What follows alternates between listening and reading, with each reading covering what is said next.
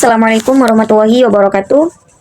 Saya Minatul Zahro. Di sini saya akan menjelaskan terkait laporan mini riset yang sudah saya tempuh kemarin terkait dampak pola asuh orang tua terhadap karakter sosial siswa pada kelas 4 di MI Darussalam. Jadi perkembangan karakter sosial anak-anak sekolah dasar ini sangat dipengaruhi oleh berbagai faktor, termasuk perubahan lingkungan sosial dan juga paparan teknologi. Penting untuk diingat bahwa setiap anak berkembang dengan cara yang unik, dan perilaku mereka merupakan hasil dari interaksi kompleks antara faktor internal dan juga eksternal.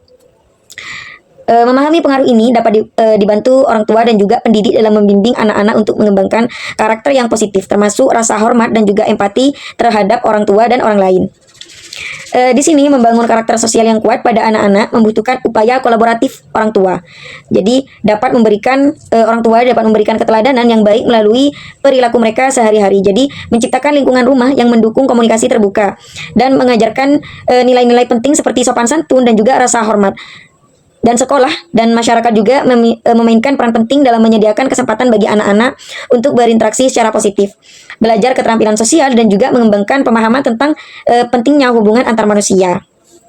Rumusan masalahnya di sini.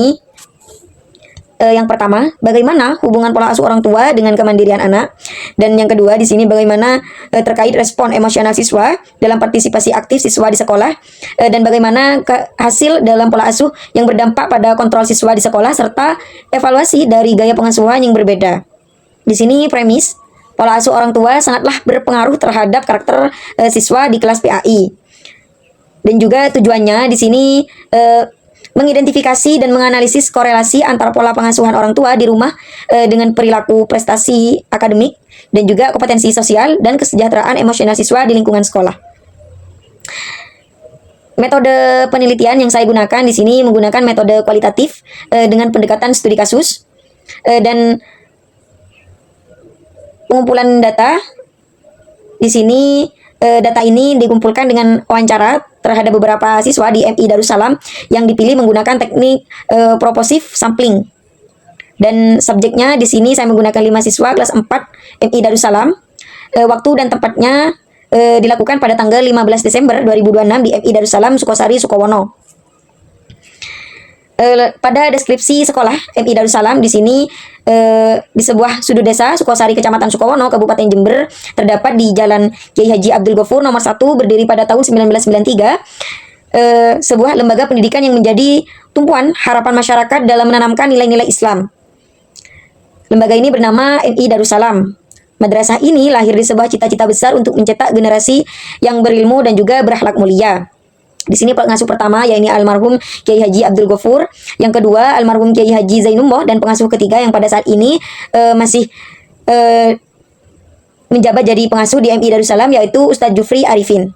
Hasil observasi di sini pada Nisa yakni autoratif. Jadi disiplinnya tinggi di sini Nisa, presentasinya baik, namun inisiatif terbatas dan juga kesulitan berpendapat. Sedangkan Kamila di sini autoritariannya murni. Di sini disiplin berbasis ketakutan dan kecemasan yang sangat tinggi, harga diri yang rendah, dan juga resiko perilaku pemberontakan. Sedangkan Fatim di sini autoritarian neglectful. Di sini resiko tertinggi self-esteem sangat rendah dan juga isolasi sosialnya. Di sini motivasi belajarnya yang sangat minim dan risiko kesehatan mental. Sedangkan Sela di sini inconsistent parenting, yaitu perilaku fluktuatif dan juga kontrol diri lemah dan kesulitan komitmen jangka panjang. Sedangkan Zulaika di sini loving control. Di sini disiplin dan prestasinya yang sangat baik, namun kemandiriannya rendah dan kecemasan yang sangat tinggi, serta Zulaika kreativitasnya di sini terhambat. Pembahasannya di sini pola asuh orang tua adalah sekolah pertama yang menentukan bagaimana anak memandang dirinya sendiri dan juga dunia di sekitarnya. Pada tahun 2026 di sini berbagai studi terus menekankan bahwa stimulus yang diberikan orang tua sangat krusial bagi pembentukan karakter sosial, emosional, hingga perkembangan fisik anak. Di sini dampak pola asuh otoriter, jadi pola yang mengandalkan kekuasaan mutlak dan juga hukum ini seringkali meninggalkan luka psikologis jangka panjang. Yang kedua, di sini dampak pola asuh otoritatif. Di sini pola ini secara konsisten terbukti sebagai pendekatan terbaik untuk perkembangan anak secara holistik di berbagai budaya. Dan yang ketiga, di sini dampak pola asuh permisif. Jadi meskipun penuh kasih sayang, kurangnya batasan dapat membuat anak kehilangan kompas, moral, dan juga kedisiplinan diri. Dan yang keempat, dampak pola asuh pengabdian. Jadi pola ini memberikan dampak yang paling merusak karena anak merasa tidak diinginkan atau tidak berharga. Jadi pilihan pola asuh bukan hanya soal mendidik saat ini, tetapi tentang investasi karakter di masa depan. Jadi kombinasi antara kehangatan dan juga batasan yang jelas adalah kunci untuk menciptakan individu yang tangguh dan juga sehat secara mental.